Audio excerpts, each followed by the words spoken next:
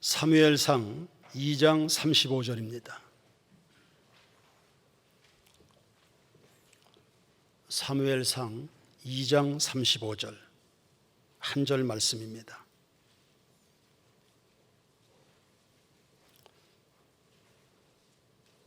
다 같이 한 목소리로 읽습니다. 내가 나를 위하여 충실한 제사장을 일으키리니 그 사람은 내 마음 내 뜻대로 행할 것이라. 내가 그를 위하여 견고한 집을 세우리니 그가 나의 기름 부음을 받은 자 앞에서 영구히 행하리라. 아멘. 지난 주일은 성령의 사람 요셉에 대하여, 오늘은 충실한 제사장 사무엘에 대하여 설교하려고 합니다.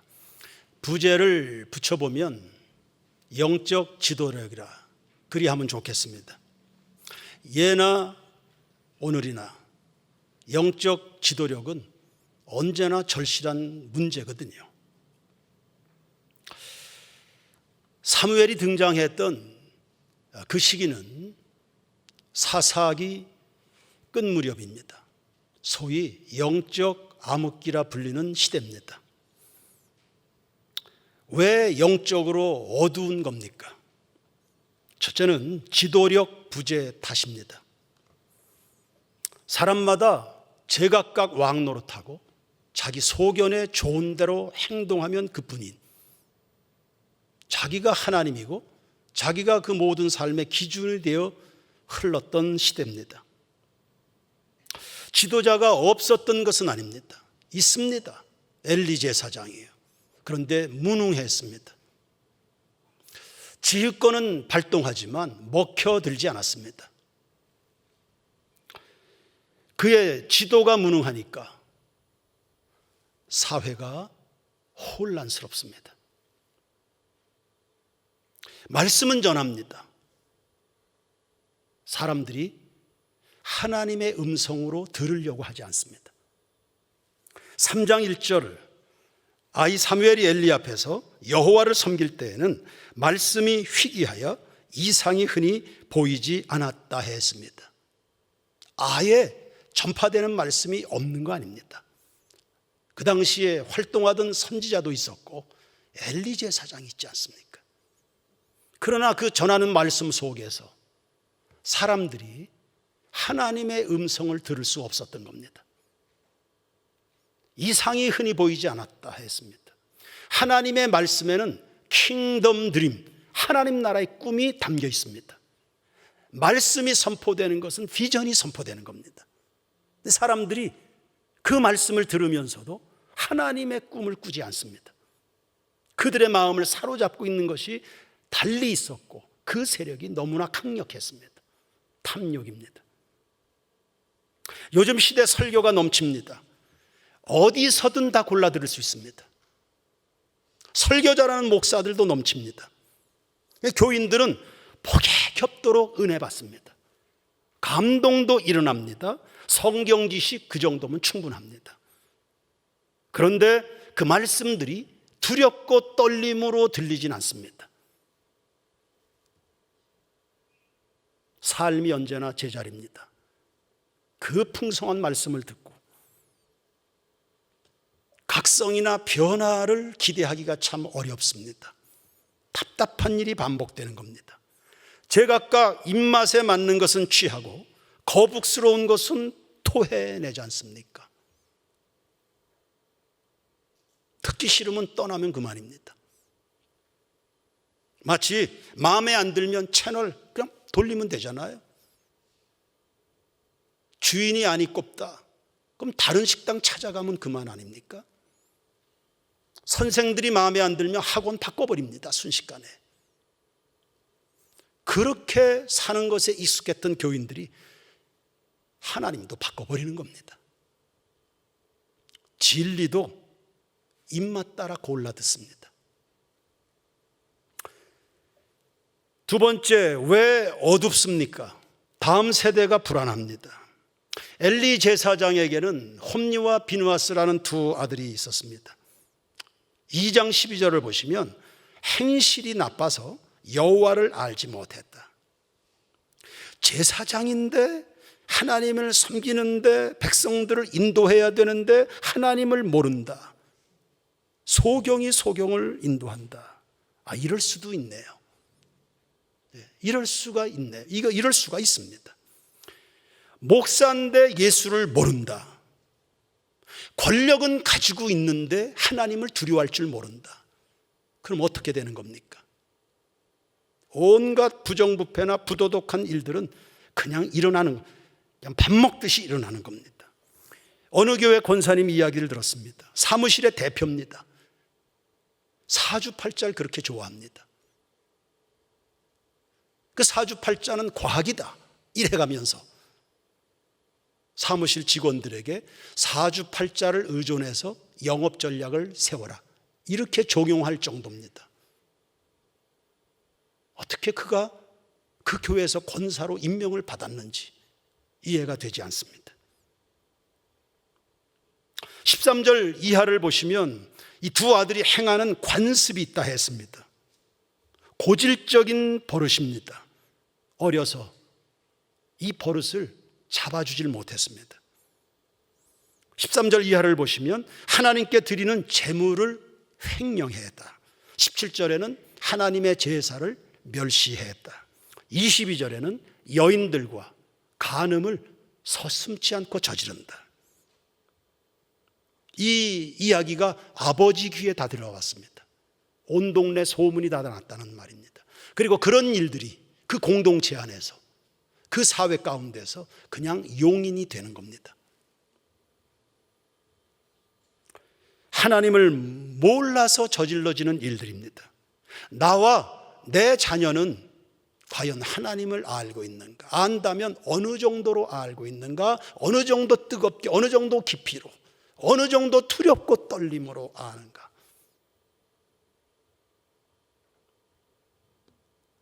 아비멜렉이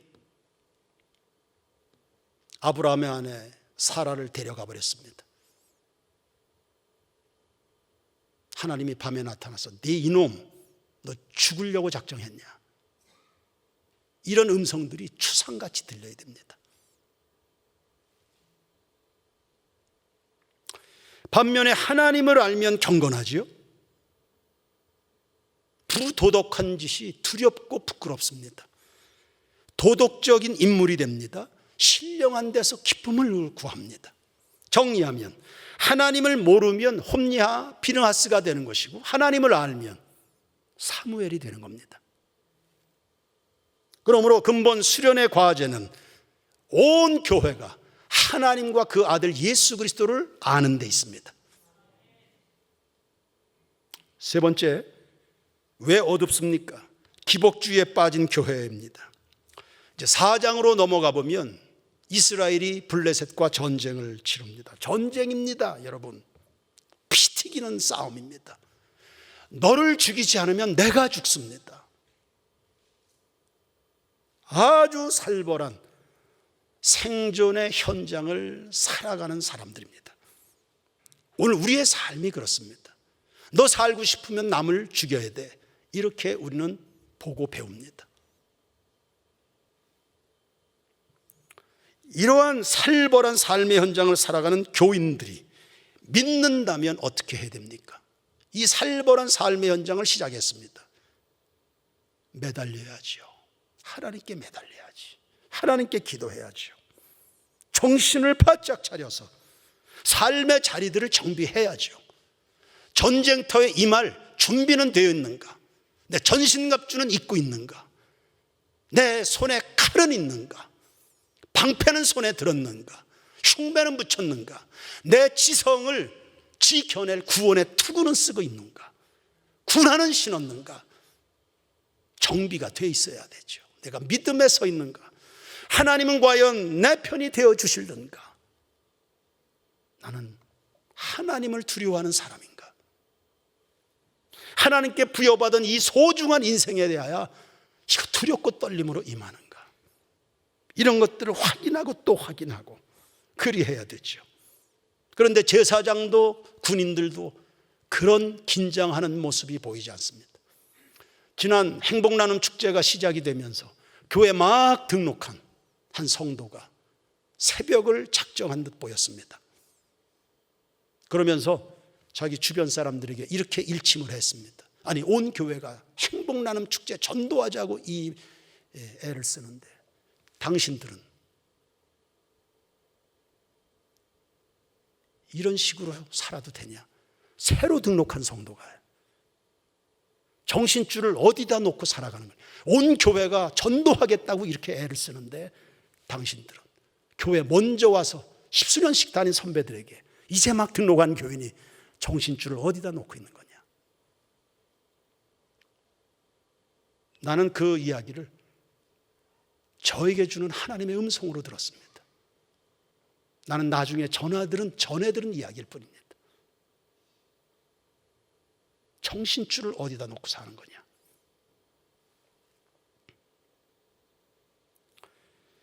당시의 제사장도 긴장하는 모습이 보이지 않습니다. 제사장이 어정쩡한데 백성들이 그리 사는 것은 말할 것도 없죠. 그리고는 자신들의 영적 상태를 살피는 것은 없습니다. 그냥 법궤만 전쟁터에 들고 나갑니다. 그러면 하나님이 도와주실 줄로 알고, 법궤는 하나님 임재의 상징이죠. 하나님은 아닙니다. 백성들 마음에 하나님은 없습니다. 그분에 대한 경외하는 마음, 사랑하는 마음 1도 없습니다. 다만 전쟁이라는 이 고비만 좀 넘어가게 해주라, 이런 겁니다. 비 온 뒤에 무지개가 뜹니다. 하나님이 사람들을 사랑하신다는 사인입니다. 그러나 무지개가 하나님은 아니죠. 교회마다 십자가가 걸려 있습니다. 교회는 인류 구원을 위해서 예수께서 흘리신 보혈의 공로 위에 서 있다는 사인입니다. 그게 예수는 아닙니다.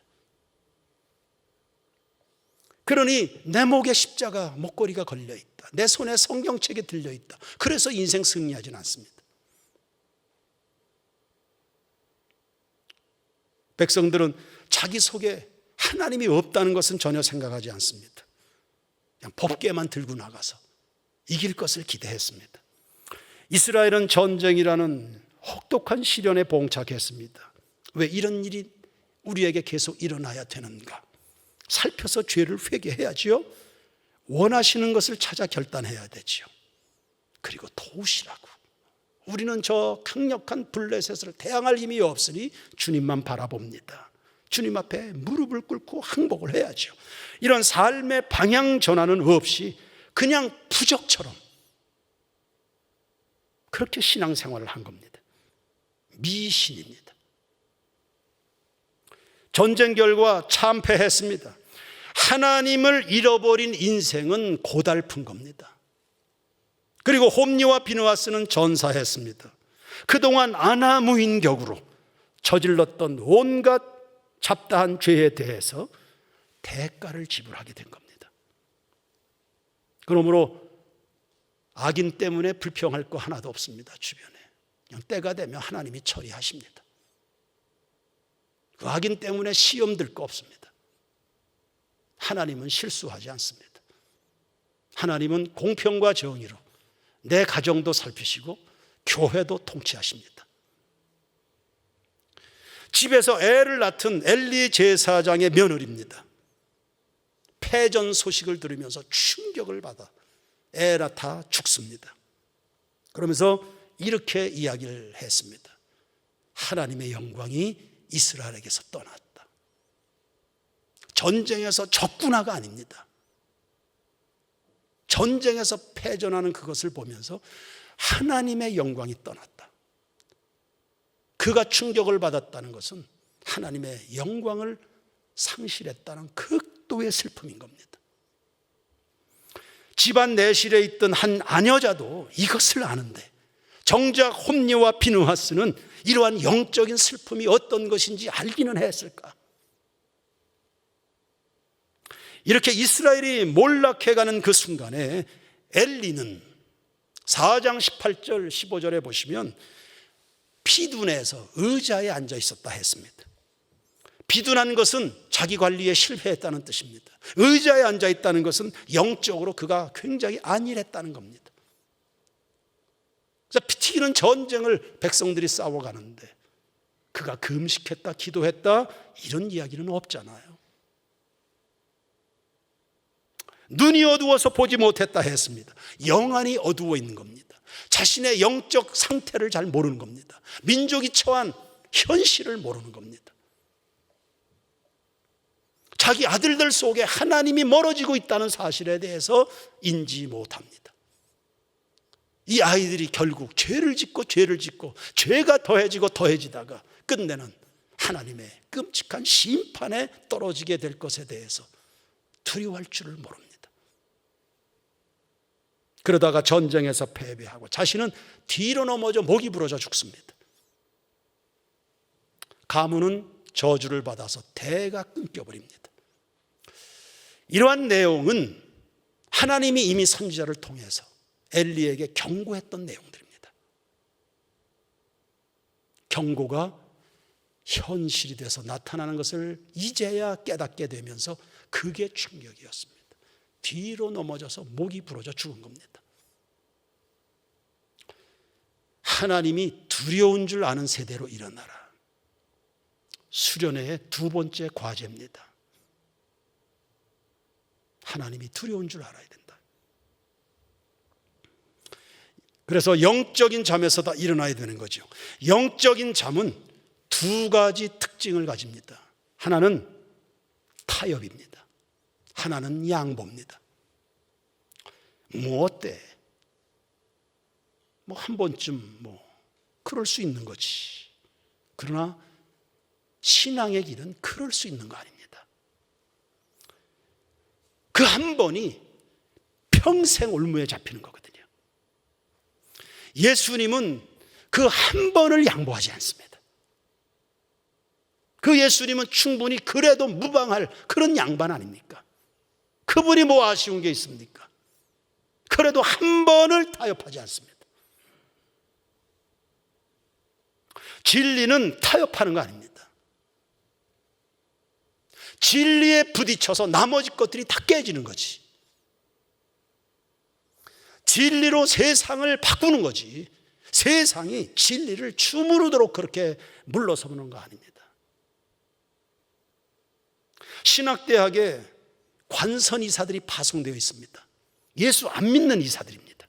신학대학에 예수 없는 사람들이 이사로 파견되어 있습니다. 그 진리의 공동체가 예수 없는 이사들이 들어와 학교를 어떻게 하라고. 제 기억이 맞다면 우리 총신대학만 지금 남아있고 나머지는 다 관선 이사들이 들어와 있습니다. 어쩌려고. 학교들이 정신 못 차리고 맨날 권력 다툼하다가 그 꼴을 난 겁니다. 세상에 짓밟히는 거지. 그러나 어쨌든 예수 안 믿는 이사들이 신학대학을 움직인다. 그 관선 이사를 안 받으면 교육부에서 재정 지원을 안 하니까요. 그럼 어떻게 해야 됩니까? 재정 지원 안 받으면 되잖아요. 재정 지원 안 받으면 되죠. 세인기도학교 재정 지원 안 받으면 됩니다. 진리대로 갈 것 같으면. 신학교가 학생 숫자들 가지고 장사하는 것도 아니고 재정 지원 안 받으면 되는 거죠. 한 명이 배우려고 하든지 단 한 명의 교수가 수백 명을 죽도록 감당한다고 해도 진리대로 가르칠 수 있으면 그게 신학교지. 진리가 움직이는 신학교가 아니고 자본주의에 잠식되어 있는 신학교 꼴이 난 겁니다. 오늘날 유럽 교회가 세속에 눌려서 점점 자리를 상실해 가고 있습니다. 오직 예수로만 구원 얻는다는 진리를 양보하더니 종교다원주의로 흘렀기 때문입니다. 그러더니 이제는 성경의 기적도 부인합니다. 그거 다 꾸며낸 이야기지. 교회에서 이렇게들 이야기합니다. 그러더니 목사도 동성애자, 교인들도 동성애자로 넘쳐나는 그런 교회가 되어버렸습니다. 오늘 우리도 정신을 차려봅시다. 입맛에만 맞으면 뭐든지 다 수용하는 그런 교회 생활을 하는 것은 아닙니까? 진리의 길은 좁은 길이고 가시밭길이고 굉장히 외롭습니다. 믿는다는 사람들에게도 비난과 조롱을 받습니다. 그리고 핍박도 받습니다. 자, 이런 어두운 시대, 그러면 해결책이 뭡니까? 하나님의 해결책은 언제나 한 가지, 사람입니다. 죄에 빠진 인간을 구원하시기 위해서 참 인간이신 예수를 보내주셨듯이 타락한 시대, 그 민족과 교회 공동체 회복을 위해서는 그냥 한 사람을 하나님이 세우시는 겁니다. 35절 오늘 본문입니다. 다시 한번 보십시오. 내가 나를 위하여 충실한 제사장을 일으키리니 그 사람은 내 마음 내 뜻대로 행할 것이라.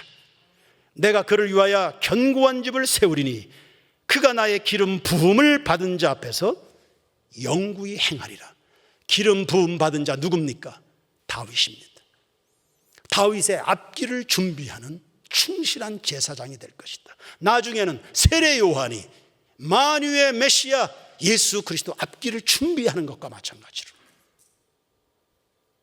이 충실한 사람이 어디에 충실합니까? 하나님의 마음과 하나님의 뜻입니다. 이 지점을 통과하면 내 마음에 합한 자 다윗을 찾잖아요.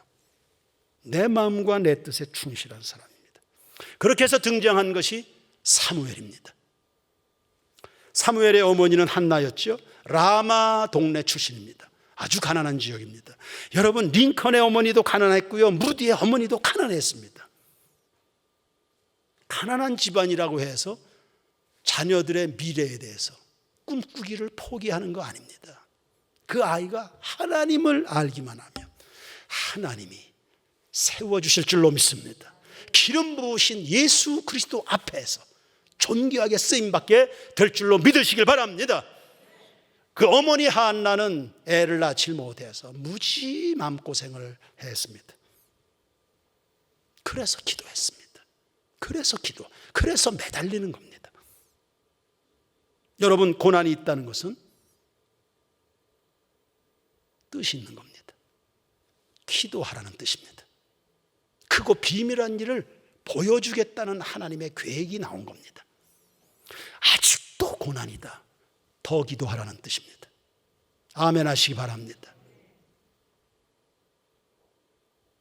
한나가 기도해서 사무엘을 얻었습니다. 그리고 사무엘의 출생과 함께 이스라엘에 부흥이 왔습니다. 고난이 기회가 됐습니다. 그냥 기회가 된 게 아닙니다. 고난 속에 하나님께 매달렸더니 기회가 된 겁니다. 어떤 사람은 경제적인 어려움 때문에 죽고 싶다고 그럽니다. 그게 죽을 일입니까? 재정 문제가 하나님입니까? 어떤 사람은 실연했다고 해서 비관하고, 어떤 애는 성적이 떨어졌다고 좌절합니다. 그게 그렇게 할 일입니까? 그것들이 하나님입니까? 내 목숨줄은 하나님이 붙들고 계신데요. 사람은 떡으로만 사는 거 아닙니다. 하나님의 은혜로 사는 줄로 믿습니다. 그러므로 눈을 들어 주를 보라, 내 모든 염려 주께 맡겨라. 슬플 때에 주 예수 얼굴 보라. 사랑의 주님 안식 주리라. 눈을 들어 주를 보라. 내 모든 문제 주께 맡겨라. 슬플 때에 주 예수 얼굴 보라. 사랑의 주님 능력 주리라. 할렐루야. 사무엘이 어릴 때 성막에 들어갔습니다. 엘리 제사장의 제자가 됐습니다. 거기엔 이미 홈리와 비느하스가 진을 치고 있습니다. 불량한 사람들입니다. 경건함으로 살고 싶었던 사무엘은 굉장히 들볶였을 겁니다. 선배들이 못된 사람들인데 목회는 이렇게 하는 거야, 이렇게 해도 돼, 유혹이 됐을 겁니다. 그리고 자기들처럼 불량한 짓을 하지 않는다고 해서 경건한 사무엘을 굉장히 갈궜을 겁니다. 그래도 사무엘은 그들과 함께 가지 않았습니다. 하나님과 함께 갔습니다. 영아 시절부터 믿음 있는 어머니의 영향을 받은 겁니다. 그리고 어머니가 배후에서 강력하게 기도한 겁니다. 인생 승리, 기도에 방패가 있어야 됩니다. 배후에 강력한 기도를 받아야 그 아이들이 사합니다. 여호수아가 승리한 것은 모세의 강력한 기도 후원이 있었기 때문 아닙니까? 어거스틴 어머니 모니카의 눈물 기도가, 스펄전이 능력 있게 설교한 것은 교인들의 강력한 기도가 있었던 겁니다. 자식이 어떻다, 세상이 어떻다 말할 거 없습니다. 기도하시길 바랍니다. 박지연 집사님, 어머니들의 기도 살아있어야 됩니다. 부탁합니다. 애들만 교회, 애들만 학교에 보내놓지 마시고요. 어머니들 기도가 살아있어야 됩니다.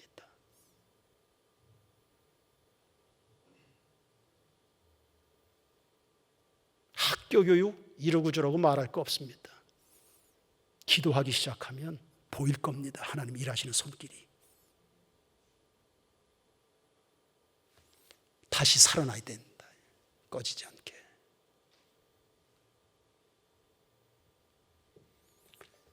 (26절을) 보십시오.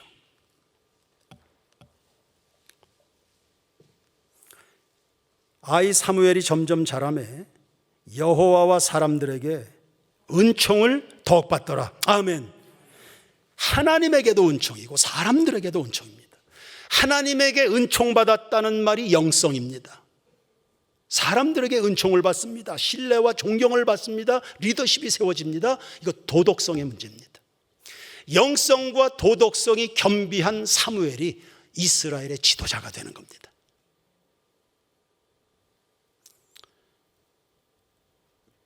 두 가지를 겸비한 사무엘이 등장하면서 민족이 살았고요. 이 사무엘의 지도를 받은 다윗이 남북 통일을 완성했습니다. 우리의 소원은 통일. 북한의 비위를 맞춰서 통일되는 거 아닙니다. 으름장을 놓는다고 해서 통일되는 것도 아닙니다. 영성과 도덕성이 겸비된 사람의 출현이 필요합니다. 그가 할 겁니다. 그가 만들어낼 겁니다. 그 일을 이루어내는 우리 세인교회와 교회학교 아이들 되기를 주의 이름으로 축원합니다. 사람이 누구에게 지도를 받는가가 이렇게 중요합니다.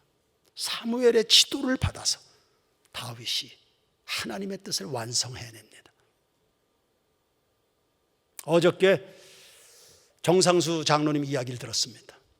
우리 장로님들이 다 같이 모여서 티타임을 갖는데 자기 형님 이야기를 들려줬습니다. 정상수 장로님은 아버지 일찍 여의고 그 형이 아버지처럼 정 장로님을 이끌어준 모양이에요. 신인순 집사와 결혼하기 전에 어떤 자매를 만나고 있었는데 그 형이 그 자매는 아니다, 헤어져라. 잘 만나고 있는데 그 자매 헤어져라. 그래서 형이 그렇게 말하니까 헤어졌습니다. 근데 먼 훗날에 아마 결혼하고 나서였었겠죠. 아니 그때 그 자매랑 왜 헤어지라고 그랬습니까? 그랬더니 형이 하는 말이, 그 자매는 화려하다. 공무원 월급으로 감당 못한다. 공무원 생활하면서 형님이 공무원 선배였습니다. 같은 업종의 선배였습니다. 일할 때 절대 바쁘다고 그래서 네 일을 남한테 전가하지 말아라. 그리고 힘든 일이 있다면 그 일, 누구보다 먼저 그 일을 감당해라. 그래서 장로님 같은 경우는 진급시험 준비할 때도 누구보다 일 처리를 많이 했고, 코로나 때문에 자가격리를 3번이나 했습니다. 그런데도 누구보다도 일 처리가 수백 건씩 많았다 그럽니다. 절대 네 바쁘다고, 네 사정 있다고 네 일 남에게 전가하지 말아라. 하나님이 인정하시고 주변 사람들이 인정해서 차근차근 한 걸음씩 발전하고 있습니다. 그 인생이. 누구의 지도를 받는가? 누구 말을 듣는가?